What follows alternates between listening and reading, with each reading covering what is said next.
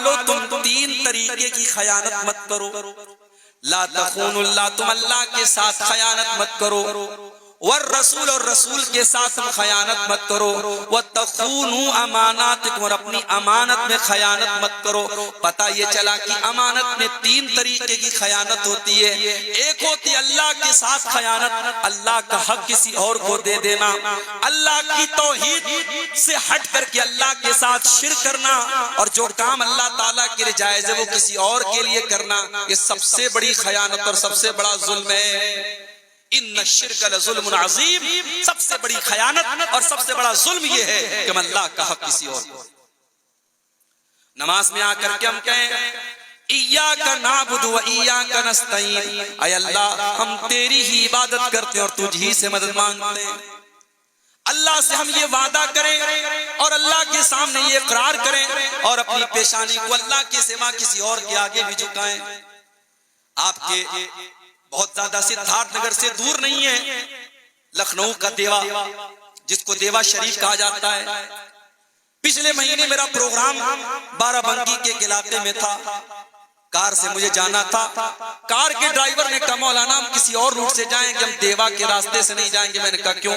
بولے وہاں دیوا کا میلہ چل رہا ہے، دیوا کا عرس چل رہا ہے، سارے راستے بلاک ہیں، پورے ہندوستان سے مردوں عورتوں کا جمگٹ لگا ہے، کھانے پینے کے پکوان کی دکانیں کھلی ہیں، ناچ گانا ہو رہا ہے، بے حیائی ہو رہی ہے، بے شرمی ہو رہی ہے، بے پردگی ہو رہی ہے، طوائفیں بلائی جاتی ہیں، ان کا ناچ بھی کرایا جا رہا ہے، اور اس کے بعد مزار کے اوپر جا کے وہاں مردوں اور عورتوں کے سر بھی جھک رہے ہیں. میرے پیارے ساتھیوں، یہ سب سے بڑی خیانت ہے جو آج کا مسلمان کر رہا ہے، آج کا مسلمان کر رہا ہے. اور ہم یہ کہتے ہیں صاحب فلانا مشرک ہے اور فلانا جہنمی اور فلانا غیر مسلم ہے. جانتے ہو امانت میں خیانت کس کی پہچان ہے؟ وَمِنْهُمْ مَنْ إِنْ تَأْمَنْهُ بِدِينَارٍ لَا يُؤَدِّهِ إِلَيْكَ. اے نبی یہ تو یہودیوں کی پہچان ہے کہ اگر تم کو ان کو امانت کے طور پر ایک دینار بھی دے دو گے تو اے نبی جب تک کھڑے ہو کر کے ان سے وصولو گے نہیں، وہ ایک دینار بھی تم کو واپس نہ کریں گے. اتنے بڑے بے ایمان اور اتنے بڑے امانت میں خیانت کرنے والے یہ یہودی ہیں. امانت میں خیانت کرنا یہ یہودیوں کی نشانی ہے. اور آگے بڑھو، اللہ کے نبی فرماتے ہیں آیت المنافق ثلاث، منافق کی تین پہچان ہے، منافق کی تین علامتیں. اذا حدث کذب، جب بات کرے تو جھوٹ بولے، واذا وعد اخلف، جب وعدہ کرے تو وعدہ خلافی کرے، واذا اؤتمن خان، اور جب امانت رکھی جائے تو خیانت کرے. آج حالات آپ دیکھیے، ابھی بنارس میں 3-4 دن پہلے کا واقعہ ہے، 6-7 سال کی معصوم بچی انتقال کرتی ہے اور قبر میں اس کے ماں باپ اس کو دفن کرتے ہیں. اور اگلے دن جب باپ قبر پہ جاتا ہے اور قبر کی حالت دیکھ کر کے ایسا لگتا ہے کہ قبر سے چھیڑ چھاڑ ہوئی ہے. بچی کی ماں آتی ہے اور کہتی ہے مجھے دل کو پتا نہیں، بھروسہ نہیں ہو رہا ہے، مجھے کچھ ڈاؤٹ لگ رہا ہے، کچھ شک لگ رہا ہے، ضرور اس قبر کے ساتھ کوئی کھلواڑ کیا گیا ہے. جب قبر کو دوبارہ کھودا گیا، بیٹی کی لاش قبر میں سے غائب ہے. پورے قبرستان میں تلاش کیا گیا تو ایک کونے میں بیٹی کی لاش ملتی ہے اور بیٹی کے ساتھ ایک آدمی ملتا ہے. اور جب اس سے پوچھ تاچھ کی جاتی ہے تو پتہ یہ لگتا ہے اس نے نشے کی حالت میں اس 6 سال کی بچی کو قبر میں سے نکالا اور اس کو اپنے بغل میں لٹا کر کے وہ سو گیا. اس کے بعد لڑکی کی لاش کو پوسٹ مارٹم کے لیے بھیجا گیا. نہیں معلوم اس مردہ 6 سال کی بچی کے ساتھ اس ظالم نے کیا کیا. میرے پیارے ساتھیوں، یہ واقعہ دیکھ کر کے اور سن کر کے رونگٹے کھڑے ہو جاتے ہیں. ہم اس سماج میں جی رہے ہیں، ہم اس سوسائٹی میں جی رہے ہیں جہاں 6-6 سال کی بچیاں مرنے کے بعد بھی سیف نہیں ہیں، ان کی لاشیں بھی سیف نہیں ہیں. ہم اس دور سے گزر رہے ہیں میرے بھائیوں جہاں قبرستان جیسی جگہ پر جہاں میرے نبی جا کر کے رویا کرتے تھے، جہاں صحابہ کرام جا کر کے رویا کرتے تھے، آج ان قبروں سے بچیوں کی لاشوں کو نکال کر کے ان کے ساتھ یہ بےہودہ حرکتیں کی جا رہی ہیں. میری پیاری ماں بہنوں، اگر اللہ نے آپ کو بیٹیوں کی ماں بنایا ہے اور آپ کو بیٹیوں کا باپ بنایا ہے تو بیٹیاں آپ کے کندھے پر بہت بڑی امانت ہے. ان بیٹیوں کو ہمیں زمانے کی گندی نظروں سے بچانا بھی ہے، ان بیٹیوں کے کردار کی حفاظت بھی کرنا ہے. اور جب وہ بیٹیاں جوان ہو جائیں تو اپنے کلیجے پر پتھر رکھ کر کے ان بیٹیوں کو ودا بھی کرنا ہے. میرے پیارے بھائیوں، اولاد بہت بڑی امانت آپ کے کندھے پر ہے اور آپ کو قیامت میں اس کا جواب دینا پڑے گا.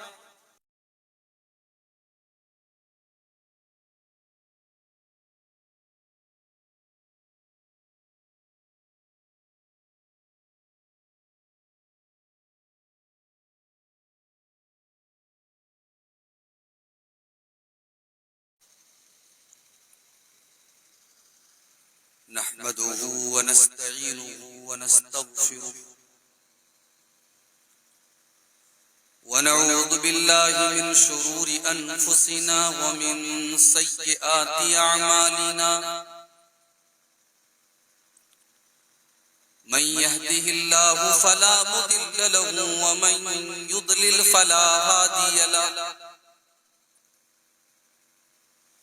وأشهد أن لا إله إلا الله وحده لا شريك له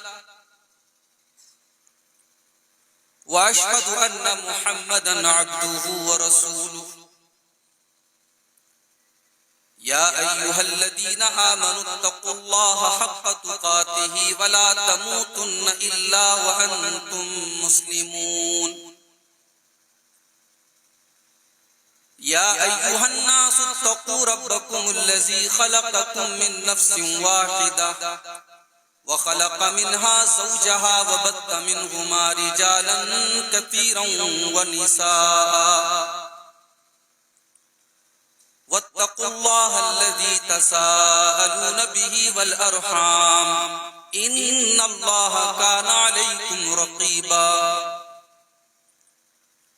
يا أيها الذين آمنوا اتقوا الله وقولوا قولا سديدا يصلح لكم أعمالكم ويغفر لكم ذنوبكم ومن يطع الله ورسوله فقد فاز فوزا عظيما أما بعد فإن خير الحديث كتاب الله وخير الهدي هدي محمد صلى الله عليه وسلم وشر الأمور محدثاتها وكل محدثة بدعة وكل بدعة ضلالة وكل ضلالة في النار أعوذ بالله من الشيطان الرجيم بسم الله الرحمن الرحيم إنا عرضنا الأمانة على السماوات والأرض والجبال فأبين أن يحملنها وأشفقن منها وحملها الإنسان إنه كان ظلوما جهولا صدر محترم علماء کرام، محترم بزرگوں، نوجوان بھائیوں، پردہ نشین ماں اور بہنوں، پیارے بچوں، گنگول کا یہ پروگرام کافی پہلے سے طے تھا۔ پروگرام کی تاریخ جب لی گئی تھی تب اندازہ نہیں تھا کہ موسم کئی انداز ہو۔ موسم میں کافی ٹھنڈ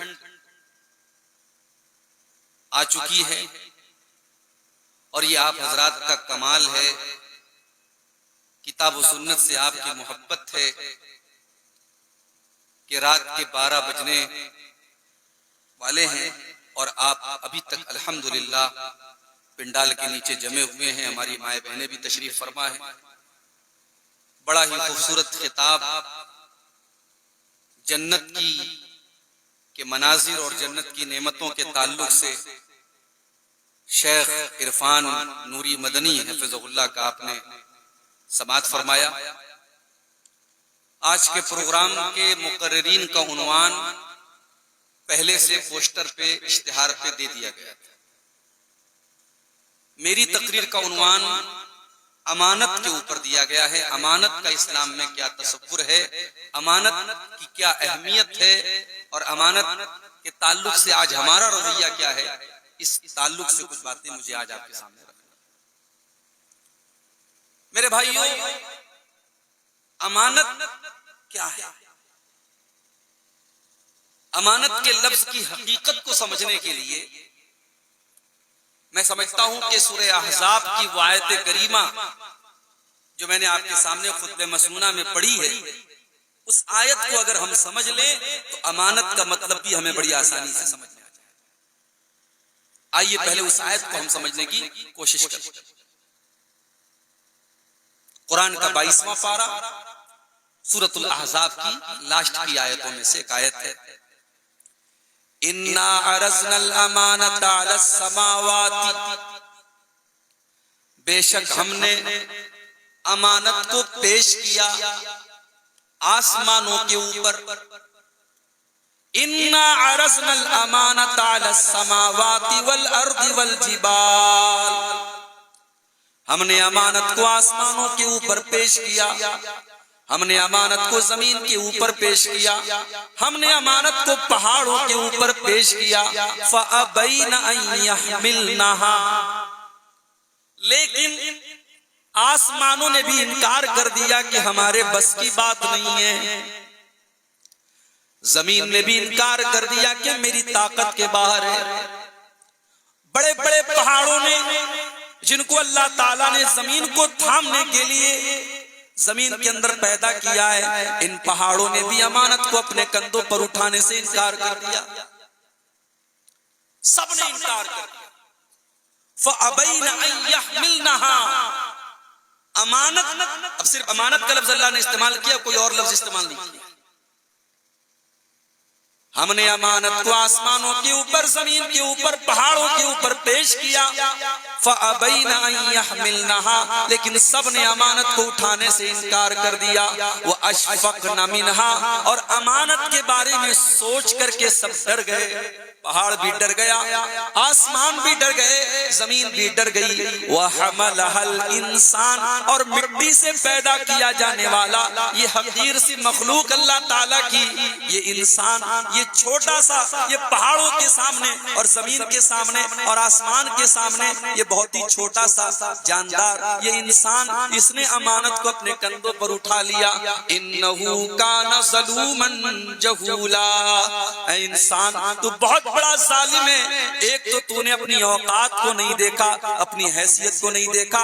اس امانت، وہ امانت کتنی بھاری چیز ہے، تو نے اس کو نہ سمجھا اور اپنے کندھوں پر اٹھا لیا. اور اٹھا تو لیا لیکن تو نبھا نہیں رہا ہے، تو اس امانت کا حق ادا نہیں کر رہا ہے. إِنَّهُ كَانَ ظَلُومًا جَهُولًا، یہ انسان بہت بڑا ظالم ہے اور بہت بڑا جاہل ہے. یہ انسان اس امانت کی قدر و قیمت کو نہ سمجھ پایا اور اس امانت کا حق ادا نہ کر پایا. یہ قرآن کی 22ویں پارے کی ایک آیت کا میں نے تھوڑا سا مطلب اور ترجمہ آپ کے سامنے پیش کرنے کی کوشش کی. اب اس آیت میں اللہ نے صرف ایک ہی لفظ استعمال کیا کہ ہم نے امانت کو پیش کیا. اب سوال یہ پیدا ہوتا ہے کہ یہاں امانت سے کیا مراد ہے؟ امانت کس چیز کو کہا گیا یہاں؟ اگر آپ تفسیر کی کتابوں کو اٹھائیں، مثال کے طور پہ تفسیر ابن کثیر آپ اٹھائیں تو علامہ ابن کثیر نے بہت ساری چیزوں کو بیان کیا. علامہ ابن کثیر کہتے ہیں یہاں امانت سے مراد اللہ تعالیٰ کی اطاعت کرنا ہے، اللہ کی فرما برداری کرنا ہے. آگے علامہ ابن کثیر کہتے ہیں کہ ایک قول یہ بھی بیان کیا گیا ہے کہ یہاں امانت سے مراد اللہ کے فرائض کو ادا کرنا ہے. ایک قول یہ بھی بیان کیا گیا ہے کہ امانت سے مراد یہاں نماز ہے، روزہ ہے. اور ایک قول یہ بھی بیان کیا گیا کہ امانت سے مراد غسل جنابت ہے. بڑی عجیب بات ہے بھئی، انسان ناپاک ہوتا ہے، جنوبی ہوتا ہے، میاں بیوی کی ملاقات ہوتی ہے تو جو غسل انسان کے اوپر فرض ہوتا ہے اس کو غسل جنابت کہتے ہیں. اس آیت کی تفسیر میں علامہ ابن کثیر لکھتے ہیں کہ امانت سے مراد غسل جنابت بھی بعض علماء نے بیان کیا. بعض علماء نے یہاں تک لکھا عورت پیریڈ میں، حیض میں، اور حیض کے ختم ہو جانے کے بعد اس کے اوپر جو غسل واجب ہوتا ہے، جو غسل اس کے اوپر فرض ہوتا ہے، اس کو یہاں امانت کہا گیا ہے. بات سمجھ میں نہیں آئی کہ یہ غسل جنابت کو امانت کیوں کہا جا رہا ہے، یہ حیض کے غسل کو امانت کیوں کہا جا رہا ہے؟ آگے علامہ ابن کثیر لکھتے ہیں ان تمام اقوال کو ملا کر کے یہ بات سمجھ میں آتی ہے کہ اصل میں یہاں اللہ تعالیٰ یہ فرما رہا ہے کہ ہم نے آسمانوں کے اوپر اور پہاڑوں کے اوپر اور زمین کے اوپر ہم نے اپنے احکام کی پابندی کو لاگو کیا تھا. ہم نے زمین سے کہا تھا اے زمین ہم تجھے جو حکم دیں گے جن احکامات کا پابند کریں گے تجھے ان کی پابندی کرنی پڑے گی اور جن چیزوں سے منع کریں گے اس سے تمہیں بچنا پڑے گا. ہم نے اپنی شریعت کی پابندی زمین کے اوپر پیش کی, پہاڑوں کے اوپر پیش کی, آسمانوں کے اوپر پیش کی. سب نے انکار کر دیا, انسان نے اٹھا لیا مگر انسان نے حق ادا نہ کیا. جو اس امانت کو اٹھائے گا اسے اللہ جنت دے گا اور جو اس امانت کا حق ادا نہ کر پایا وہ جہنم میں جائے. گویا امانت صرف یہی نہیں ہے کہ میں نے آپ کو 100 روپے دیے اور آپ نے کہا مولانا عبدالغفار صاحب نے 100 روپے مجھے امانت کے طور پہ دیے ہیں, ایک سال کے بعد ایک مہینے کے بعد میں نے واپس مانگا, آپ نے وہ 100 روپے مجھے ریٹرن لوٹا دیے. امانت کا اتنا چھوٹا سا مفہوم جو ہمارے دماغ میں بیٹھا ہوا ہے, امانت یہ نہیں ہے میرے بھائی. امانت تو پوری شریعت کا نام ہے, پورے دین کا نام ہے, پورے اسلام کا نام ہے. شریعت کا ہر حکم, قرآن کی ہر ہدایت اور نبی اکرم کی ہر تعلیم ہمارے لیے امانت ہے. اور اللہ نے قرآن میں اس آیت میں ہمیں پوری شریعت کو امانت قرار دے کر کے فرمایا کہ ہم نے انسان کے اوپر اس امانت کو پیش کیا اور انسان اس امانت کا بھار اٹھا نہیں پایا.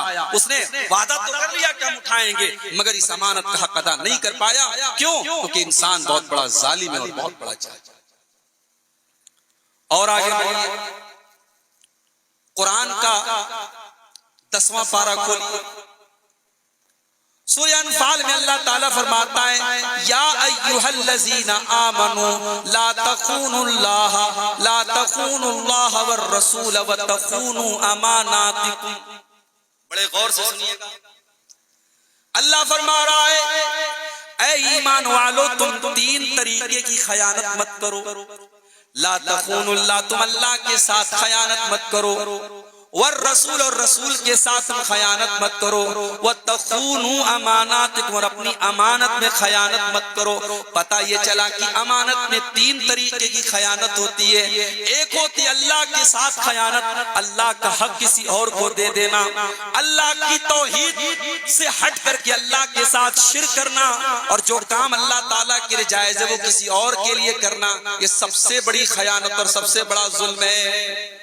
ان الشرک لظلم عظیم, سب سے بڑی خیانت اور سب سے بڑا ظلم یہ ہے کہ ہم اللہ کا حق کسی اور کو. نماز میں آ کر کے ہم کہیں ایاک نعبد و ایاک نستعین, اے اللہ ہم تیری ہی عبادت کرتے ہیں اور تجھ ہی سے مدد مانگتے ہیں. اللہ سے ہم یہ وعدہ کریں اور اللہ کے سامنے یہ اقرار کریں اور اپنی پیشانی کو اللہ کے سوا کسی اور کے آگے بھی جھکائیں. آپ کے بہت زیادہ سدھارتھ نگر سے دور نہیں ہے لکھنؤ کا دیوا, جس کو دیوا شریف کہا جاتا ہے. پچھلے مہینے میرا پروگرام بارہ بنکی کے علاقے میں تھا. کار سے مجھے جانا تھا, کار کے ڈرائیور نے کہا مولانا ہم کسی اور روٹ سے جائیں گے, ہم دیوا کے راستے سے نہیں جائیں گے. میں نے کہا کیوں؟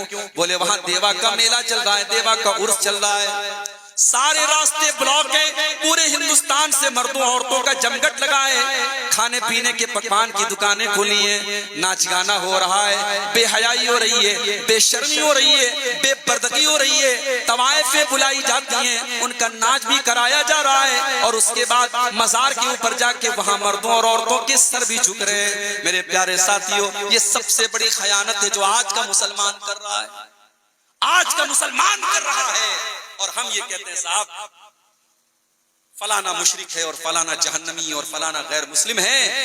علامہ مولانا الطاف حسین حالی نے 100-150 سال پہلے جو نقشہ کھینچا تھا 2023 میں بھی ایسا لگتا ہے آج کے ماحول کو دیکھ کر کے نقشہ کھینچا.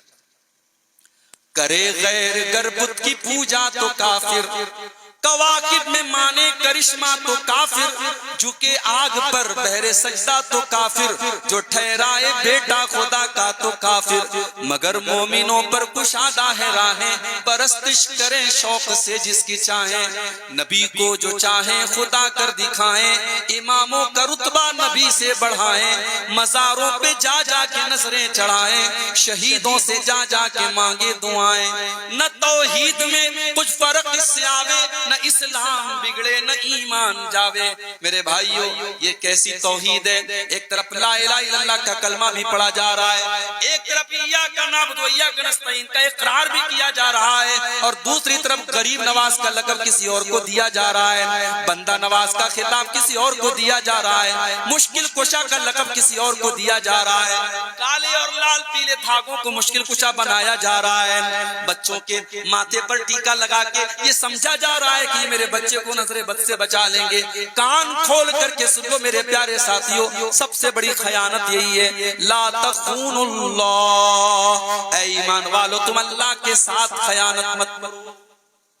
اور اللہ کے نبی کو خطرہ تھا اپنی امت کے بارے میں، خطرہ تھا آپ کو اپنی امت کے بارے میں کہ میری امت کے اندر یہ حالات آئیں گے۔ اللہ کے پیارے نبی فرماتے ہیں، ترمذی کی صحیح روایت ہے، لا تقوم الساعة حتى تلحق قبائل من امتی بالمشرکین، قیامت اس وقت تک نہیں آئے گی جب تک میری امت کے لوگ مشرکوں کے ساتھ مل نہیں جائیں گے، وحتى يعبد الاوثان، اور میری امت کے لوگ بھی بتوں کی پوجا نہ کرنے لگیں گے، بت پرستی نہ کرنے لگیں گے۔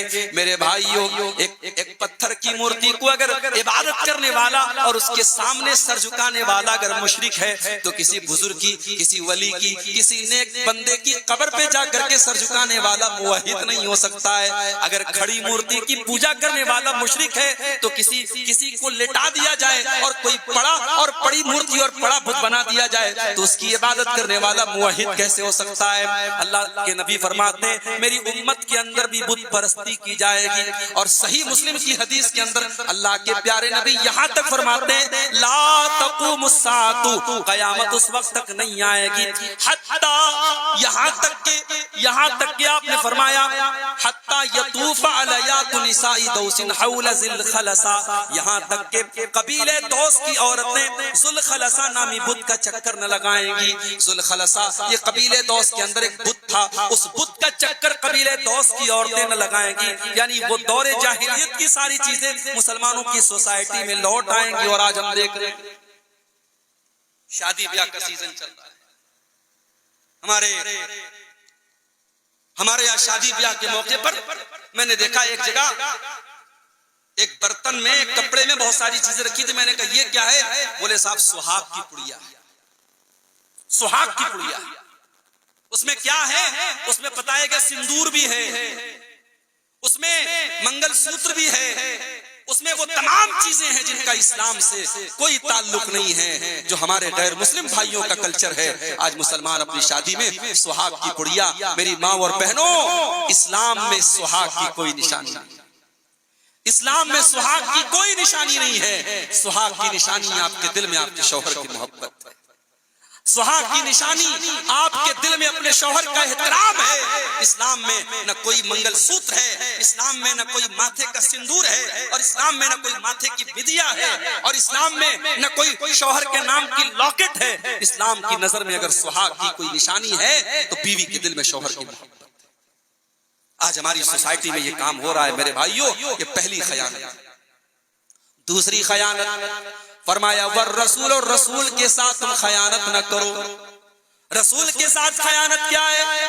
سب سے زیادہ محبت اگر کسی سے ہونی چاہیے، اللہ کے نبی فرماتے ہیں لا یؤمن احدکم حتی اکون احب الیہ من والدہ وولدہ والناس اجمعین، کوئی انسان مومن نہیں ہو سکتا ہے جب تک اپنے باپ سے زیادہ، اپنی اولاد سے زیادہ اور تمام لوگوں سے زیادہ وہ اپنے نبی سے محبت نہ کرے۔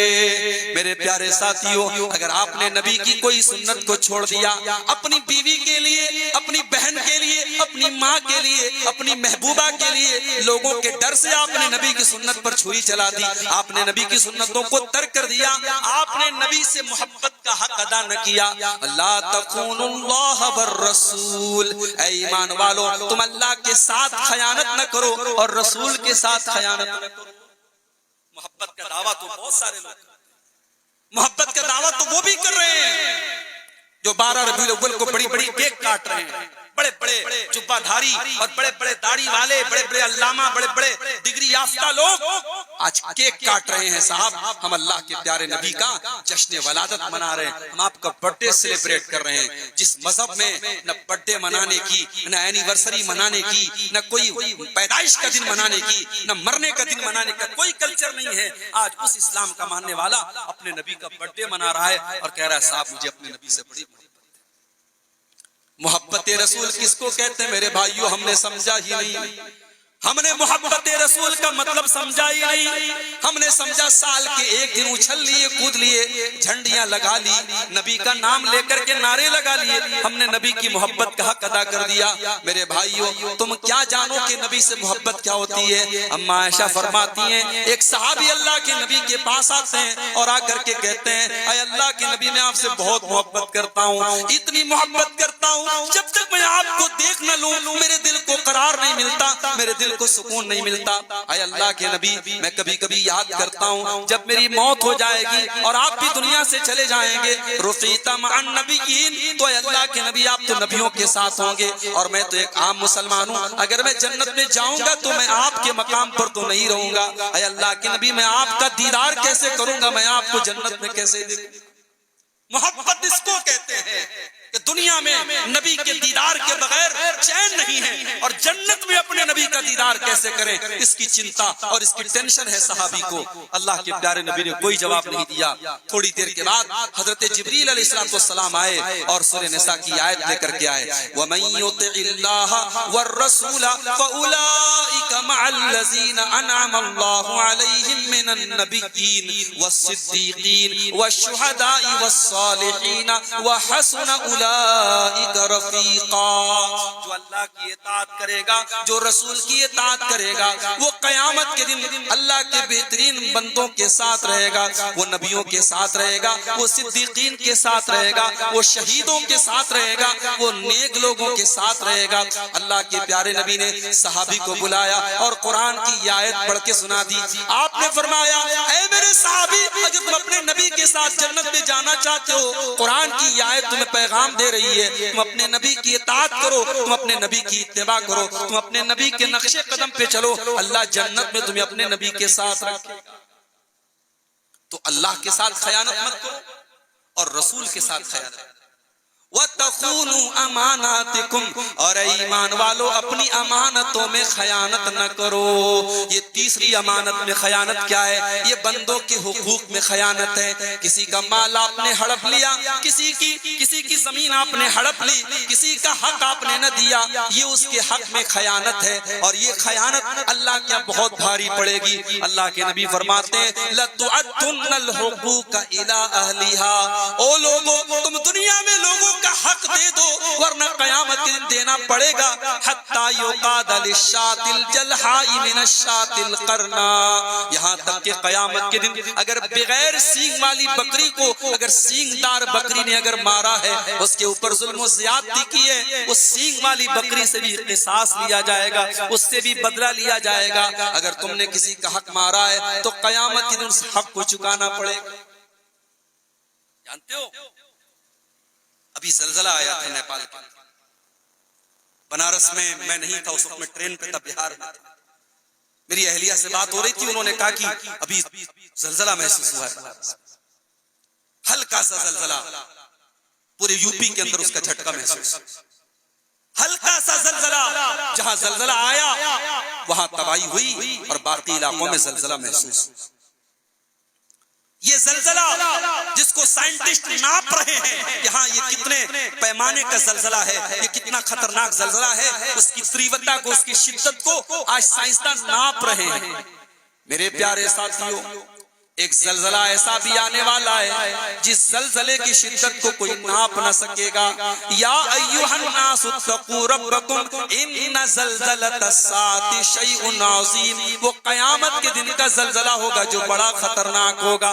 یوم ترونھا تذہل کل مرضعۃ عما ارضعت، اس دن تم دیکھو گے کہ دودھ پلانے والی ماں بھی اپنے بچے سے غافل ہے۔ اور آج دنیا میں سب سے زیادہ اگر محبت کسی کو ہوتی ہے، ایک ماں کو اپنے بچے سے ہوتی ہے، اللہ مثال بھی کیسی دے رہا ہے، فرمایا کہ دودھ پلانے والی ماں بھی اتنی بے خبر ہو جائے گی، اپنے دودھ پیتے بچے کو چھوڑ دے گی، وَتَضَعُ كُلُّ ذَاتِ حَمْلٍ حَمْلَهَا، اور حمل والی عورتوں کے حمل ساقط ہو جائیں گے، ان کے حمل برباد ہو جائیں گے، وَتَرَى النَّاسَ سُكَارَىٰ، اور لوگوں کے ڈر کی وجہ سے لوگوں کا چہرہ ایسا لگ رہا ہوگا کہ لوگ نشے کی حالت میں، وَمَا هُمْ بِسُكَارَىٰ، لیکن کوئی نشے کی حالت میں نہیں ہوگا، وَلَٰكِنَّ عَذَابَ اللَّهِ شَدِيدٌ، بلکہ اللہ کا عذاب بڑا دردناک ہوگا۔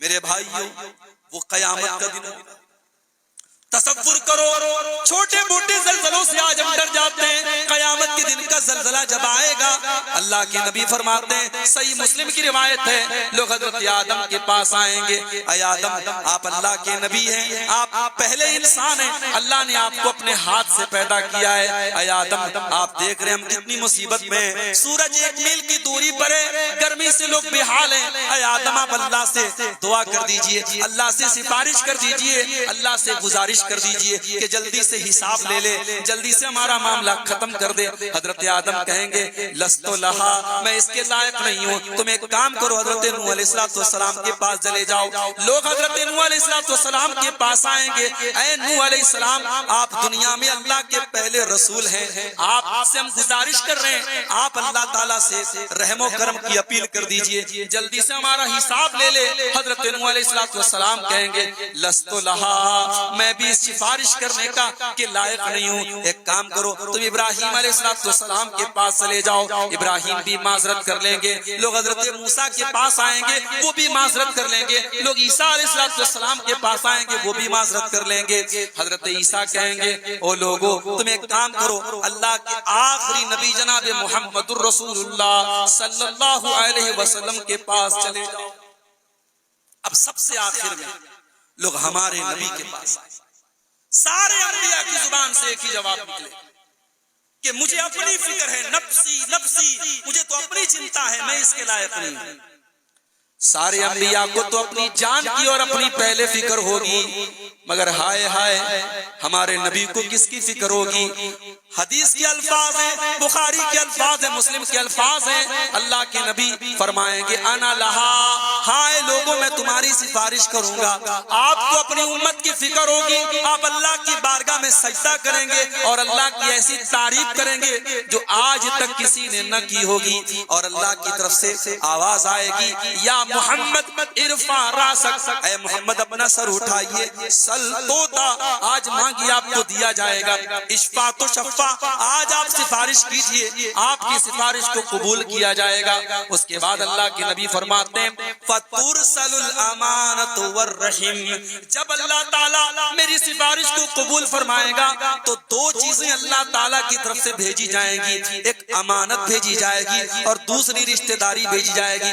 فَتَقُومَانِ عَلَى جَنَبَتَيِ الصِّرَاطِ، اور پل صراط کے دونوں طرف یہ دونوں چیزیں کھڑی ہو جائیں گی، ایک طرف امانت کھڑی ہو جائے گی، ایک طرف رشتہ داری کھڑی ہو جائے گی، اور جن لوگوں نے امانت میں خیانت کی ہوگی اور جن لوگوں نے حقدار اپنے رشتہ دار کے ساتھ رشتہ توڑا ہوگا، رشتہ کاٹا ہوگا، یہ دونوں اس کو پل صراط کو پار کرنے نہیں دیں گی۔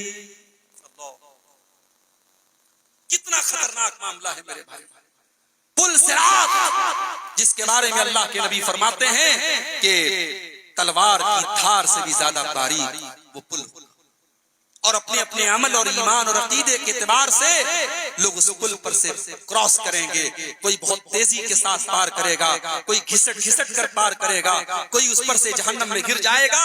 اس پل کے اوپر ایک بریکر کی طرح کھڑے ہو جائیں گے، ایک طرف امانت اور ایک طرف رحم، رشتہ داری، اور یہ دونوں، جس نے امانت میں خیانت کی ہوگی اور جس نے رشتہ داری کا حق ادا نہ کیا ہوگا، اس کو یہ پل صراط پار کرنے نہیں دیں گے۔ میرے پیارے ساتھیوں، امانت وہ چیز ہے، ہمارے پیارے نبی کی سیرت آپ اٹھائیے، ہمارے پیارے نبی نبوت کا اعلان کرنے کے پہلے مکہ میں کس نام سے جانا جایا کرتے تھے، کس نام سے لوگ آپ کو جانا کرتے تھے، ذرا دیکھیے۔ مکے میں لوگ آپ کو صادق اور امین کے نام سے جانا کرتے تھے. سب کو پتا تھا محمد الرسول اللہ کی زبان سے کبھی ہم نے جھوٹ نہ سنا اور آپ نے کبھی کسی کی امانت میں خیانت نہ کی. آپ صادق اور امین کے نام سے جانے جاتے تھے. یہاں تک کہ جب آپ مکہ چھوڑ کر کے مدینہ جانے لگے, ہجرت کی رات بھی جب آپ نے اپنے بستر پر حضرت علی کو لٹایا تھا تو آپ نے علی سے کیا کہا تھا؟ اے علی, میرے بستر پہ تمہیں سونا ہے, آج کی رات مجھے مدینہ جانے کا حکم ملا ہے. اے علی, آج کی رات میں بستر پہ مجھے تمہیں سونا ہے, میرے بستر پہ تمہیں سونا ہے, لیکن اے علی صبح ہونے کے بعد پہلا کام یہ کرنا کہ تم مکہ والوں کی امانتیں ان کو لوٹا دے. یہ واقعہ تو آپ نے بھی پڑھا ہوگا, یہ واقعہ تو بچہ بچہ جانتا ہے, ہم نے چمن اسلام کے اندر بھی یہ واقعہ پڑھا ہے.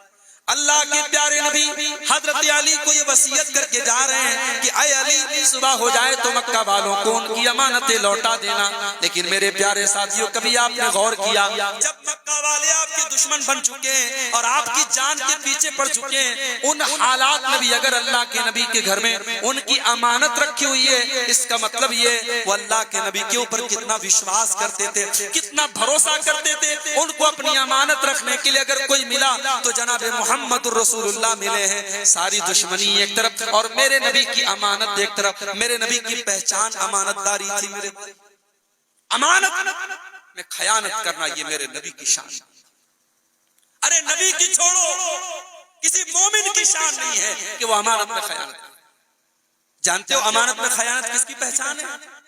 وَمِنْهُمْ مَنْ إِنْ تَأْمَنْهُ بِدِينَارٍ لَا يُؤَدِّهِ إِلَيْكَ.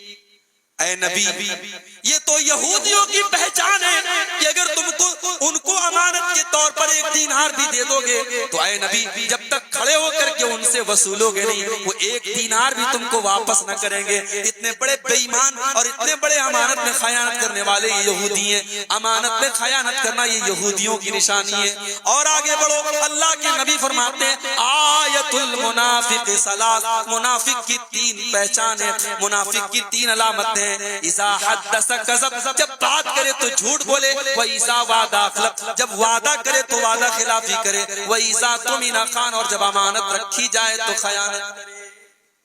یہ ہے امانت. اور جب امانت کی بات آئی تو میری ماں اور بہنوں آپ بھی سن لیجیے, اور میرے بزرگوں اور دوستوں آپ بھی سن لیجیے. امانت میں ایک اور چیز بھی داخل ہے, اپنی اولاد کی تربیت کرنا بھی امانت ہے. اولاد اللہ تعالی بڑے خوش نصیب لوگوں کو دیتا ہے. المال والبنون زینت الحیات الدنیا, مال اور اولاد دنیا کی زندگی کی زینت ہے. اگر اللہ نے آپ کے گھر کو, آپ کے گھر کے آنگن میں بچوں کی کلکاریوں سے آپ کے گھر کا آنگن گونج رہا ہے تو یہ بہت بڑی نعمت ہے. کتنے شادی شدہ جوڑے ہیں جن کے گھر میں آج بچے نہیں ہیں, شادی کو 10 سال 20 سال ہو گئے, اولاد کی نعمت سے محروم ہیں, ترس رہے ہیں اولاد کے لیے. اگر اللہ نے آپ کو اولاد دیا ہے تو قرآن کیا کہتا ہے؟ یا ایھا الذین آمنوا لا تلہکم اموالکم ولا اولادکم عن ذکر اللہ. اے ایمان والو, مال اور اولاد کی محبت میں کئی اس قدر پاگل نہ ہو جانا کہ اللہ کے ذکر سے تم غافل ہو جاؤ. تمہارا مال تمہیں اللہ کے ذکر سے غافل نہ کر دے, تمہاری اولاد تمہیں اللہ کے ذکر سے غافل نہ کر دے. اولاد بھی بہت بڑی نعمت ہے میرے بھائی. میری پیاری ماں بہنوں, آپ گھر میں رہتی ہیں, جوان بیٹی آپ کی آپ کے ساتھ رہتی ہے, بیٹی جوان ہو رہی ہے, زمانے کی ہوسناک نگاہیں آپ کی بیٹی کے اوپر پڑ رہی ہیں اور آپ کی بیٹی بھی زمانے کے رنگ میں رنگی چلی جا رہی ہے. میری پیاری ماں بہنوں, آپ کی جوان بیٹیاں آپ کی گردن پر اللہ کی طرف سے بہت بڑی امانت ہے. بیٹی کو پالنا اور بیٹی کی پرورش کرنا یہ بہت بڑا امتحان ہے. اللہ کے نبی فرماتے ہیں من ابتلی من هذه البنات کن له سترا من النار. جس کو اللہ تعالی بیٹی دے کر کے آزماتا ہے, جس کے گھر میں بیٹیاں جنم لیتی ہیں اور اس امتحان کے اندر وہ کھرا اتر جاتا ہے, وہ بیٹیاں اپنے ماں باپ کو جہنم کی آگ سے بچانے کا کام کرتی ہیں. آج اللہ نے مجھے تین بیٹیوں کا باپ بنایا ہے. تیسری بیٹی میری پیدا ہوئی. میرے کچھ دوستوں نے مذاق میں کہا مولانا آپ تو جنت کے حقدار ہو گئے, اب تو جنت کے حقدار ہو گئے. میرے بھائیو آج تیسری بیٹی کی پیدائش پر لوگ خوشخبری دیتے ہوئے کہنے لگے آپ تو جنت کے حقدار ہو گئے. مگر یہ اتنا آسان کام تو نہیں ہے میرے بھائی. بیٹیوں کو پالنا اور بیٹیوں کی پرورش کرنا یہ بہت مشکل کام ہے. آج حالات آپ دیکھیے, ابھی بنارس میں 3-4 دن پہلے کا واقعہ ہے. 6-7 سال کی معصوم بچی انتقال کرتی ہے اور قبر میں اس کے ماں باپ اس کو دفن کرتے ہیں. اور اگلے دن جب باپ قبر پہ جاتا ہے اور قبر کی حالت دیکھ کر کے ایسا لگتا ہے کہ قبر سے چھیڑ چھاڑ ہوئی ہے. بچی کی ماں آتی ہے اور کہتی ہے مجھے دل کو پتا نہیں, بھروسہ نہیں ہو رہا ہے, مجھے کچھ ڈاؤٹ لگ رہا ہے, کوئی شک لگ رہا ہے, ضرور اس قبر کے ساتھ کوئی کھلواڑ کیا گیا ہے. جب قبر کو دوبارہ کھودا گیا, بیٹی کی لاش قبر میں سے غائب ہے. پورے قبرستان میں تلاش کیا گیا تو ایک کونے میں بیٹی کی لاش ملتی ہے اور بیٹی کے ساتھ ایک آدمی ملتا ہے. اور جب اس سے پوچھ تاچھ کی جاتی ہے تو پتہ یہ لگتا ہے اس نے نشے کی حالت میں اس 6 سال کی بچی کو قبر میں سے نکالا اور اس کو اپنے بغل میں لٹا کر کے وہ سو گیا. اس کے بعد لڑکی کی لاش کو پوسٹ مارٹم کے لیے بھیجا گیا. نہیں معلوم اس مردہ 6 سال کی بچی کے ساتھ اس ظالم نے کیا کیا. میرے پیارے ساتھیوں, یہ واقعہ دیکھ کر کے اور سن کر کے رونگٹے کھڑے ہو جاتے ہیں. ہم اس سماج میں جی رہے ہیں, ہم اس سوسائٹی میں جی رہے ہیں جہاں 6-6 سال کی بچیاں مرنے کے بعد بھی سیف نہیں ہیں, ان کی لاشیں بھی سیف نہیں ہیں. ہم اس دور سے گزر رہے ہیں میرے بھائیوں جہاں قبرستان جیسی جگہ پر جہاں میرے نبی جا کر کے رویا کرتے تھے, جہاں صحابہ کرام جا کر کے رویا کرتے تھے, آج ان قبروں سے بچیوں کی لاشوں کو نکال کر کے ان کے ساتھ بھی بےہودہ حرکتیں کی جا رہی ہیں. میری پیاری ماں بہنوں, اگر اللہ نے آپ کو بیٹیوں کی ماں بنایا ہے اور آپ کو بیٹیوں کا باپ بنایا ہے تو بیٹیاں آپ کے کندھے پر بہت بڑی امانت ہے. ان بیٹیوں کو ہمیں زمانے کی گندی نظروں سے بچانا بھی ہے, ان بیٹیوں کے کردار کی حفاظت بھی کرنا ہے. اور جب وہ بیٹیاں جوان ہو جائیں تو اپنے کلیجے پر پتھر رکھ کر کے ان بیٹیوں کو ویدا بھی کرنا ہے. میرے پیارے بھائیوں, اولاد بہت بڑی امانت آپ کے کندھے پر ہے اور آپ کو قیامت میں اس کا جواب دینا پڑے. باپ بننا آسان کام نہیں ہے. اگر آپ باپ ہیں, اگر ماں ہیں, یہ اولاد آپ کے لیے امانت ہے اور اس امانت میں خیانت کر کے آپ بچ نہیں سکتے. اللہ کے پیارے نبی فرماتے ہیں ما من عبد یسترعیہ اللہ رعیتا ثم یموت یوم یموت وہو قاش لرعیتہ الا حرم اللہ علیہ الجنہ. جس انسان کے اوپر اللہ تعالیٰ نے کوئی ذمہ داری ڈال دی اور اپنی ذمہ داری کو اس نے صحیح طریقے سے ادا نہیں کیا, اس نے امانت میں خیانت کیا, اس انسان کے اوپر جنت اللہ تعالیٰ حرام کر دے گا. میرے بھائیوں, اولاد والو, یہ اولاد بھی آپ کے کندھے پر بہت بڑی امانت ہے. اس امانت میں خیانت نہ کرنا, اپنی اولاد کی صحیح تربیت کرنا, اپنے بیٹوں کی صحیح تربیت کرنا, اپنی بیٹیوں کی صحیح تربیت. بیٹی کالج سے آئی, آپ نے موبائل نہیں دلایا تھا, بیٹی کالج سے آئی, اس کے ہاتھ میں موبائل ہے, اس نے اپنی ماں کو موبائل دکھایا, اس نے اپنے باپ کو موبائل دکھایا. باپ کو ایک بار بھی یہ پوچھنے کی توفیق نہ ہوئی بیٹی میں نے تو تجھے موبائل نہ دلایا تھا, یہ موبائل تیرے پاس کہاں سے آیا. او لوگو, اتنے اندھے نہ بنو, اتنے نادان نہ بنو. اگر آپ کی جوان بیٹی کے ہاتھ میں موبائل آیا اور وہ موبائل آپ نے نہیں دلایا ہے تو یہ پوچھنے کا حق آپ کو ہے کہ تیرے پاس یہ موبائل کہاں سے آیا. حضرت مریم علیہ السلام مسجد میں رہا کرتی تھی اور ان کی پرورش اس دور کے نبی حضرت زکریا علیہ السلام کیا کرتے تھے. پرورش کرنے والا ایک نبی ہے اور جس لڑکی کی پرورش کی جا رہی ہے وہ اللہ کی بہت نیک بندی ہے. حضرت مریم اللہ کی بڑی نیک بندی تھی اور مسجد میں رہا کرتی تھی. لیکن قرآن کہتا ہے کلما دخل علیہا زکریا المحراب وجد عندها رزقا قال یا مریم انا لکی هذا. حضرت زکریا جب مسجد میں آتے ہیں اور مریم کے پاس بغیر موسم کا پھل دیکھتے ہیں تو سوال کرتے ہیں کہ اے مریم تیرے پاس یہ پھل کہاں سے آیا.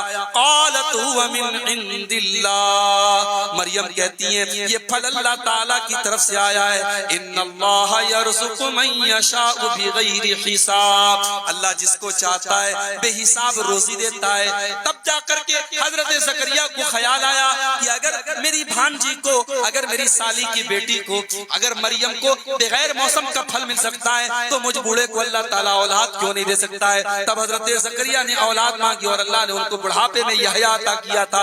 میرے بھائیوں مریم کے حضرت زکریا کے جیسے مربی بنو. آپ کی بیٹیاں کہاں جا رہی ہیں, آپ کے بیٹے کہاں جا رہے ہیں, ان کی تربیت کرنا یہ آپ کی ذمہ داری.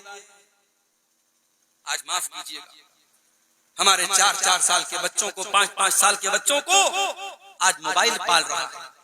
ماں نہیں پال رہی ہے, باپ نہیں پال رہا ہے, موبائل پال رہا ہے. آپ سوچ نہیں سکتے کہ 5 سال کے بچے اس موبائل سے کیا سیکھ رہے ہیں. کبھی آپ دھیان دیجئے وہ بچے جو ویڈیو دیکھ رہے ہیں اس ویڈیو میں کیا سیکھ رہے ہیں. وہ 5 سال کا بچہ پوچھتا ہے مما میری کوئی گرل فرینڈ کیوں نہیں, پاپا آپ کی کوئی گرل فرینڈ ہے کیا, اپنی ماں سے پوچھتا ہے آپ کا کوئی بوائے فرینڈ ہے کیا. یہ 5 سال کے 4 سال کے بچے کو یہ تربیت کہ گرل فرینڈ کوئی چیز ہوتی ہے, بوائے فرینڈ کوئی چیز ہوتی ہے, کرش کوئی چیز ہوتی ہے, محبوبہ کوئی چیز ہوتی ہے, یہ ریلیشن شپ کوئی چیز ہوتی ہے, یہ بےہودہ چیزیں کون سکھا رہا ہے, یہ موبائل سے. اور ماں بیچاری بڑی مگن ہے, بڑے شوق سے بڑے نخرے سے کہتی ہے میرا بچہ تو جب تک موبائل ہاتھ میں رہے تو کھانا نہیں کھاتا ہے. پہلے کے بچے نہیں پلے تھے, پہلے ماں نے بچے نہیں پالے تھے کیا, تم نے اپنے بچوں کو مجبور بنا دیا ہے. موبائل ہاتھ میں تب وہ کھانا کھائیں گے, موبائل ہاتھ میں تب وہ تمہاری بات مانیں گے. موبائل کا اپنے بچوں کو مجبور مت بناؤ میرے بھائیوں, اپنے بچوں کی تربیت خود کرو, موبائل کے ذریعے اپنے بچوں کی تربیت مت کرو ورنہ آنے والی نسلوں کو آپ بچا نہیں پائیں گے. عربی کا ایک شاعر کہتا ہے لیس الیتیم من انتہا ابواہ من ہم الحیات وخلفاہ ذلیلا. یتیم وہ انسان نہیں ہے جس کے ماں باپ اسے دنیا میں چھوڑ کے چلے گئے ہوں. ان الیتیم هو الذی تلقى له اما تخلت او ابا مشغولا. ارے یتیم تو وہ ہے جس کی ماں کے پاس اس کے لیے ٹائم نہ ہو, جس کے باپ کے پاس اس کے لیے وقت نہ ہو. بچوں کو ٹائم دو, بچوں کی تربیت ہماری اور آپ کی ذمہ داری ہے میرے بھائیوں. اولاد بھی بہت بڑی امانت ہے اور اس امانت کا جواب ہمیں دینا. اور آگے بڑھیے, اپنے نوجوان ساتھیوں سے کہنا چاہتا ہوں اللہ نے آپ کو جوان بنایا ہے, آپ کے جسم کے اندر طاقت ہے, آپ کے جسم کے اندر انرجی ہے, آپ وہ کام کر سکتے ہیں جو 40 سال کا 50 سال کا انسان نہیں کر سکتا ہے. میرے نوجوان ساتھیوں یہ جوانی بھی اللہ کی بہت بڑی امانت ہے, یہ بہت بڑی امانت ہے اور اس جوانی کا حساب بھی ہمیں اللہ کے یہاں دینا پڑے گا. اللہ کے نبی فرماتے ہیں لا تزول قدم ابن آدم من عند ربہ یوم القیامہ. قیامت کے دن انسان اپنی جگہ سے ہل نہ پائے گا جب تک 5 سوالوں کے جواب نہ دے دے. پہلا سوال کیا جائے گا ان عمرہ فیما افنا, میرے بندے تو نے اپنی عمر کو کہاں گزارا, تو نے اپنی زندگی کو کہاں گزارا. اور دوسرا سوال کیا جائے گا وعن شبابہ فیما ابلا, میرے بندے تو نے اپنی جوانی کو کہاں گزارا. تو نے 18 سال سے لے کر کے 40 سال کا جو طاقت کا دور تھا, جو انرجی کا دور تھا, تو نے وہ دور کہاں گزارا. اس دور کا تجھے حساب دینا پڑے گا, تجھے اپنی جوانی کا حساب دینا پڑے گا. اپنے رب کو جوانی میں بھولا ہے تو, اپنے رب کو جوانی میں بھولا ہے تو, اور طاقت کے بوتے پہ پھولا ہے تو. جب جوانی ڈھلے گی تو پچھتائے گا, پھر تو رونے رلانے سے کیا فائدہ. میرے بھائیوں یہ جوانی آج ہے, یہ جوانی آج ہے, لیکن اس بات کی کوئی گارنٹی نہیں کہ جوانی کے ختم ہونے تک ہم اور آپ زندہ رہیں گے. ہم نے اپنی آنکھوں سے دیکھے کتنے نوجوانوں کے جنازے ہم نے کورونا میں اٹھائے, کتنے نوجوان آج بھی ہماری آنکھوں کے سامنے کسی خطرناک بیماری میں مبتلا ہوتے ہیں اور انتقال کر جاتے ہیں. اسی سدھارتھ نگر کی سرزمین کا ایک نوجوان عالم دین, ممبئی کی سرزمین پر امامت کرانے والا اور تقریر کے میدان میں اپنا لوہا منوانے والا شیخ عبد الرحمن سلفی ہمارے دوستوں میں سے تھے. آپ نے دیکھا کتنا خطرناک ان کے ساتھ حادثہ ہوا تھا, اور اسی طریقے کا ایک بڑا خطرناک حادثہ میرے ساتھ ہی ہوا. اللہ تعالیٰ نے حفاظت فرمائی. میرے بھائیوں حادثے پوچھ کر کے نہیں آئیں گے, موت آپ سے پوچھ کر کے آپ کے دروازے پر دستک نہیں دے گی. میرے بھائیوں یہ جوانی اللہ کی بہت بڑی نعمت ہے. جوانی کا غلط یوز نہ کرو, جوانی کا غلط استعمال نہ کرو, جوانی کو مستانی نہ بناؤ, جوانی کو زناکاری اور بدکاری میں نہ گزارو. یہ یہ جوانی بہت بڑی امانت ہے. اللہ کے نبی فرماتے ہیں اغتنم خمسن قبل خمسن, 5 چیزوں کی قدر کرو 5 چیزوں کے آنے سے پہلے. 5 چیزوں کو غنیمت سمجھو 5 چیزوں کے آنے سے پہلے. پہلی چیز آپ نے فرمایا شباب کا قبل حرمک, اپنی جوانی کی قدر کرو بڑھاپے کے آنے سے پہلے. دوسری چیز وصحت کا قبل سقمک, اپنی تندرستی کی قدر کرو بیمار ہونے کے پہلے. اور تیسری چیز آپ نے فرمایا وغنا کا قبل فقرک, اپنی دولت کی قدر کرو غریب ہونے سے پہلے. اور چوتھی چیز وفراغ کا قبل شغلک, اپنے وقت کی قدر کرو اس کے پہلے کہ تم مصروف ہو جاؤ, بزی ہو جاؤ. اور پانچویں چیز وحیات کا قبل موتک, اپنی زندگی کی قدر کرو اس کے پہلے کہ موت آ جائے. میرے بھائیوں, قرآن کریم میں اللہ تعالیٰ نے حضرت موسیٰ کا واقعہ بیان کیا.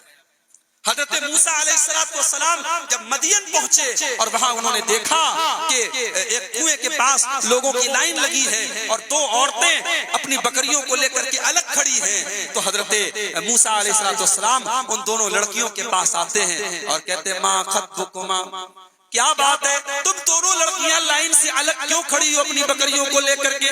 قالتا لا نسقی حتی یصدر الرعاء, تو دونوں لڑکیوں نے جواب دیا یہ مردوں کی لائن لگی ہے اور مردوں کی لائن میں ہم عورتوں کا لائن میں کھڑے ہونا اور ان سے اپنے جسم کو ٹچ کرانا یہ مناسب نہیں ہے. جب مردوں کی بھیڑ ختم ہو جائے گی تب اپنی بکریوں کو ہم پانی پلائیں گے. او میری پیاری ماں بہنوں, اس کو کہتے ہیں شرم و حیا, اس کو کہتے ہیں غیرت. آج ہماری مسلمان لڑکیاں آج دیکھو سوشل میڈیا پر اپنے فوٹو ڈال رہی ہیں, آج فیس بک کے اوپر اپنی تصویریں ڈال رہی ہیں, آج واٹس ایپ کے اوپر اپنی تصویریں ڈال رہی ہیں. ہاں ایک احسان یہ کرتی ہیں کہ پورا کپڑا تو نظر آ رہا ہے, پورا زیور تو نظر آ رہا ہے, مہندی کا ڈیزائن تو نظر آ رہا ہے. ہاں چہرے کو چھپا لیتی ہیں, چہرے کے اوپر کوئی ایموجی بنا دیتی ہیں, چہرے کے اوپر کوئی اسٹار بنا دیتی ہیں اور یہ دکھاتی ہے کہ صاحب ہم تو بڑے پردہ والے گھر سے تعلق رکھتی ہیں, ہم اپنا چہرہ نہیں دکھاتی ہیں.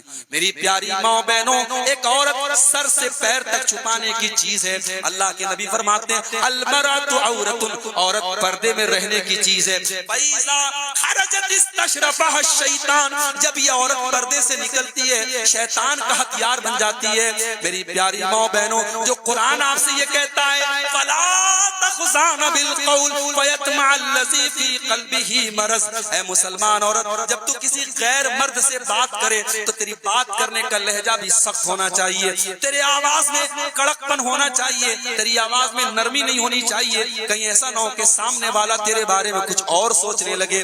میری پیاری ماں بہنوں, جو قرآن اس معاملے میں اتنی سختی کرنے کا حکم دیتا ہے وہ قرآن اس بات کی اجازت کیسے دے دے گا کہ ٹرین میں آپ اپنا چہرہ کھول کر اور اپنا نقاب اتار کر کے آپ ٹرینوں میں سفر کریں, آپ فلائٹوں میں سفر کریں, آپ فیس بک اور سوشل میڈیا پر اپنے فوٹوز کو ڈالیں. میری پیاری ماں بہنوں, ان دونوں لڑکیوں کی شرم و حیا کو دیکھو. انہوں نے کہا کہ یہ مردوں کی لائن لگی ہے اور مردوں کی لائن میں سے ہم اپنے جانوروں کو پانی نہ پلائیں.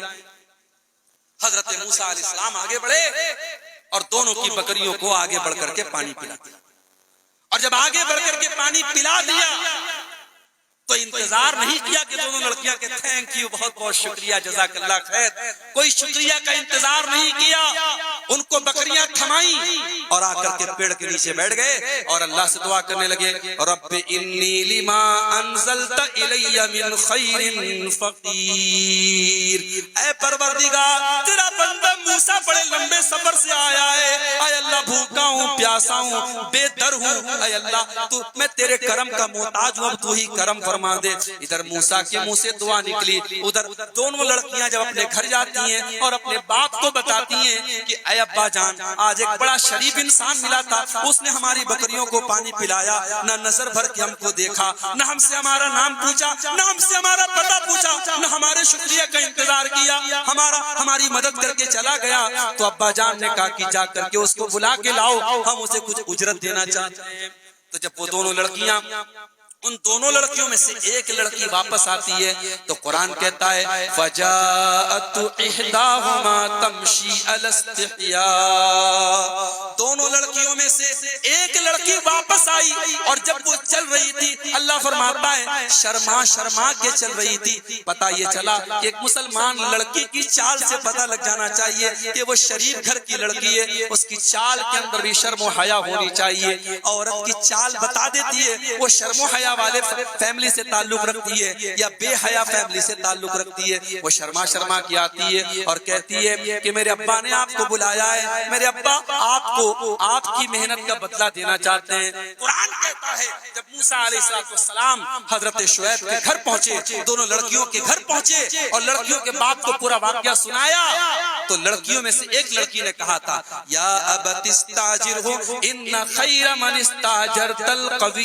الامین، اے ابا جان ہمیں ایک نوکر کی ضرورت ہے، اے ابا جان ان کو آپ نوکری پر رکھ لیجئے، ان کو اپنے گھر کا ملازم بنا لیجئے۔ اے ابا جان ایک ملازم کے اندر، ایک نوکر کے اندر، ایک کسی کام کرنے والے ورکر کے اندر دو چیزیں ہونی چاہیے، ایک تو وہ طاقتور ہونا چاہیے اور دوسری امانت دار ہونا چاہیے۔ اے ابا جان یہ انسان امانت دار بھی ہے، اس نے ہم دونوں لڑکیوں کو اکیلے میں دیکھ کر کے موقع کا فائدہ نہ اٹھایا، موقع پر چوکا نہ مارا، اس نے ہمیں ایک نظر اٹھا کر کے بھی نہ دیکھا، اس نے اپنی نظروں کا غلط استعمال نہ کیا، اور ابا جان یہ جسمانی اعتبار سے بھی بڑا طاقتور ہے، آپ اس کو مزدوری پر رکھ لیجئے۔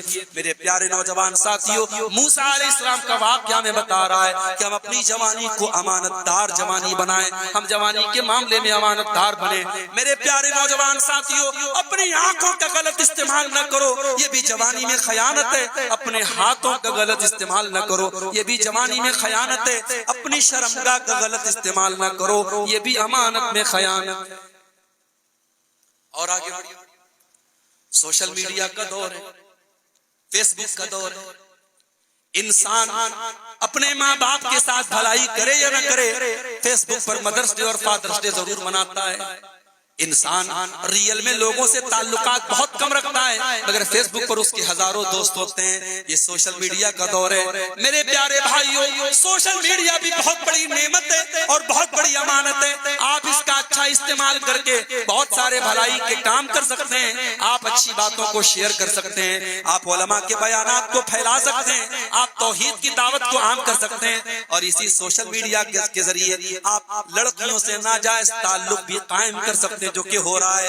آج سوشل میڈیا زناکاری اور بدکاری کا ایک پلیٹ فارم بھی بن چکا ہے، اور آج سوشل میڈیا کے اندر نہ جانے کتنے لڑکے اور لڑکیاں ایک دوسرے سے پہلے تعلق بناتے ہیں، بات چیت کے ذریعے معاملہ شروع ہوتا ہے اور وہ جا کر کے ختم ہوتا ہے زناکاری اور بدکاری کے اوپر۔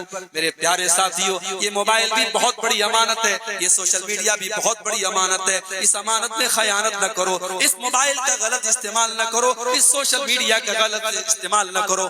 ہو سکتا ہے آپ نے موبائل میں کوئی غلط چیز دیکھ کر کے اس کے ثبوت کو مٹا دیا ہو سکتا ہے آپ نے کسی سے چیٹنگ کر کے چیٹنگ کو ڈیلیٹ کر دیا ہو، لیکن میرے پیارے ساتھیوں، اللہ کے فرشتے آپ کی ساری چیٹنگ کا اسکرین شاٹ لے رہے ہیں، آپ کے سارے براؤزر میں آپ نے کیا کیا دیکھا ہے، آپ نے موبائل پر کیا کیا دیکھا ہے، فرشتوں کے پاس سارا ریکارڈ ہے۔ وَإِنَّ عَلَيْكُمْ لَحَافِظِينَ كِرَامًا كَاتِبِينَ، ہمارے کرامن کاتبین تمہارے اوپر نگرانی کر رہے ہیں، یعلمون ما تفعلون، وہ تمہارے ایک ایک عمل کو ریکارڈ کر رہے ہیں، ایک ایک ایکٹیویٹی کو لکھ رہے ہیں، نوٹ کر رہے ہیں۔ ما یلفظ من قول الا لدیہ رقیب عتید، تم کس سے چیٹنگ کر رہے ہو، کیا باتیں کر رہے ہو، رات کو 2-2 بجے تم فون پر کیا کیا بول رہے ہو، فرشتہ ایک ایک چیز کو ریکارڈ کر رہا ہے، اور یہ ریکارڈنگ کبھی ختم نہیں ہو سکتی ہے، اور قیامت کے دن وہ ریکارڈنگ اللہ ہماری گردن میں ڈالے گا۔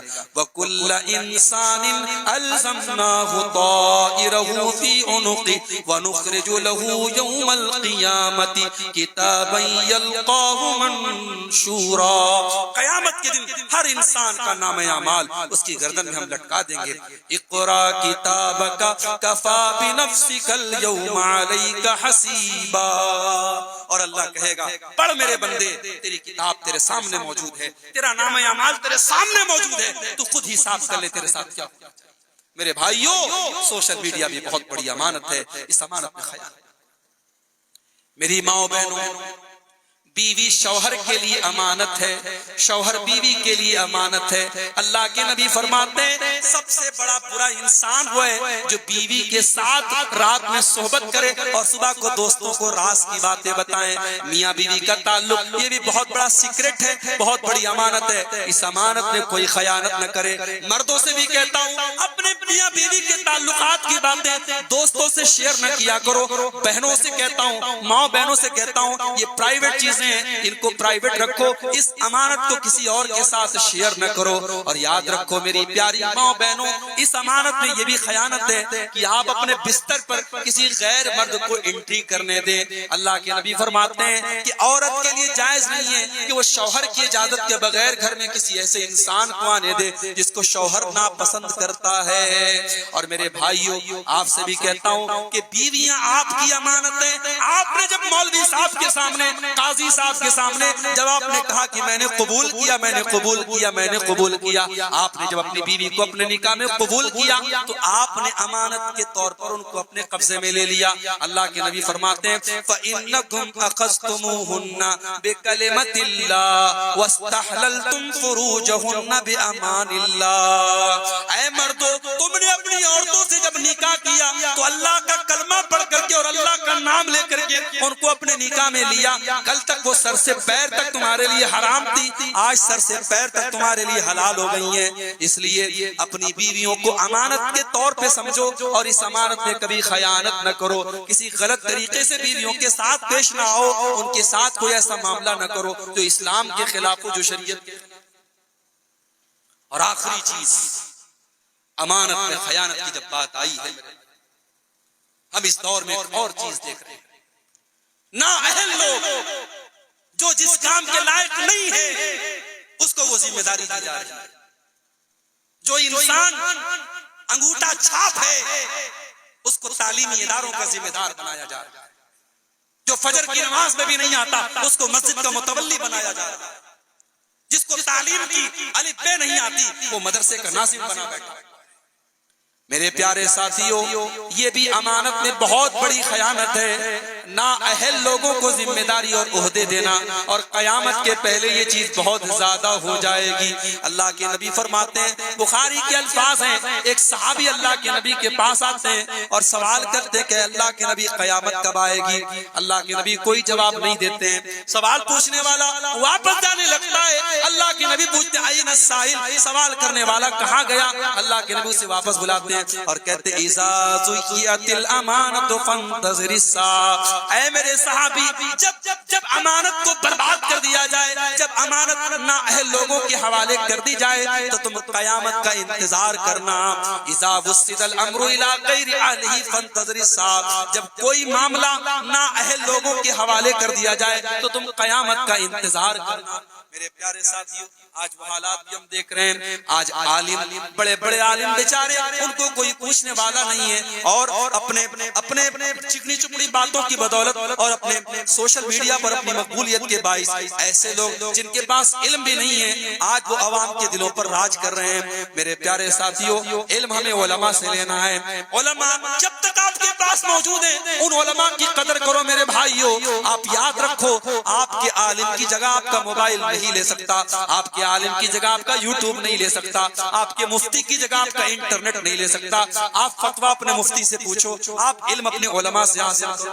ہمارا بچہ انگلش میں کمزور ہے، ہم میتھ کے ٹیچر سے انگلش نہیں پڑھواتے۔ ہمارا بچہ میتھ میں کمزور ہے، ہم انگلش کے ٹیچر سے میتھ نہیں پڑھواتے۔ میرے بھائیوں، علماء آپ کے دین کے ٹیچر ہیں، اور دین کا ٹیچر اسی کو بناؤ جو علم دین سیکھنے والا اور علم دین کا ماہر ہو۔ ہر کسی کو اپنا ٹیچر مت بناؤ۔ نبی کے حدیث سنا کر کے بات ختم کرتا ہوں۔ اللہ کے پیارے نبی فرماتے، بخاری کی حدیث ہے کہ قیامت کے پہلے وہ دور آئے گا جب دنیا سے اللہ تعالیٰ علم کو اٹھا لے گا، اور علم کو کیسے اٹھائے گا؟ علماء کو اٹھا لے گا۔ حتی اذا لم یبق عالما، یہاں تک کہ جب علماء ختم ہو جائیں گے، اتخذ الناس رؤوسا جہالا، لوگ جاہلوں کو اپنا سردار بنا لیں گے۔ آج آپ یقین کیجئے، انٹرنیٹ کے اس دور میں ہم نے یہ دور بھی دیکھا ہے اور یہ حالات بھی دیکھے ہیں۔ ایسے ایسے لوگوں کو آج ہمارا نوجوان فالو کر رہا ہے جو صحابہ کو برا بھلا کہنے والے ہیں، جن کے پاس علم کے نام پر کچھ نہیں ہے، چند کتابیں انہوں نے پڑھ لی اور اپنے آپ کو بہت بڑا علامہ کہنے لگے، جو قرآن کی آیتیں ڈھنگ سے نہیں پڑھ سکتے، جو عربی کی ایک عبارت نہیں پڑھ سکتے، نبی کی پوری ایک حدیث نہیں پڑھ سکتے، آج وہ صاحب انٹرنیٹ پر ان کے ملینز اور بلینز ان کے فالوور ہیں اور ہمارا نوجوان ان پر مرتا اور مٹتا ہے۔ میرے بھائیوں، جب علماء چلے جائیں گے، لوگ جاہلوں کو اپنا سردار بنائیں گے اور جاہلوں سے فتویٰ پوچھیں گے اور وہ غلط سلط فتویٰ دے کر کے خود بھی گمراہ ہوں گے اور دوسروں کو بھی گمراہ کریں گے۔ یہ بھی امانت میں بہت بڑی خیانت ہے۔ آپ جو جس امانت کا حقدار ہو اس کو وہ امانت دو، اور اگر کوئی انسان اس ذمہ داری کے لائق نہیں ہے تو وہ کام نہ کرے۔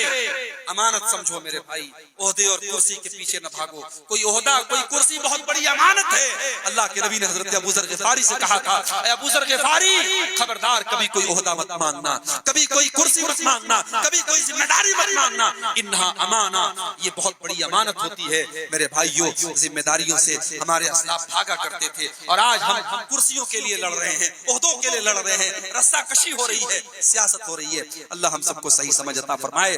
میں پروگرام میں آنے سے پہلے میں نے بتا دیا تھا کہ میرے ساتھ مجبوری یہ ہے، ورکنگ ڈے میں پروگرام ہو رہا ہے، آپ کا پروگرام ہو رہا ہے، اگلے دن میرا مدرسہ کھلا ہے، مجھے صبح 7:30 بجے مدرسے میں حاضر ہونا ہے۔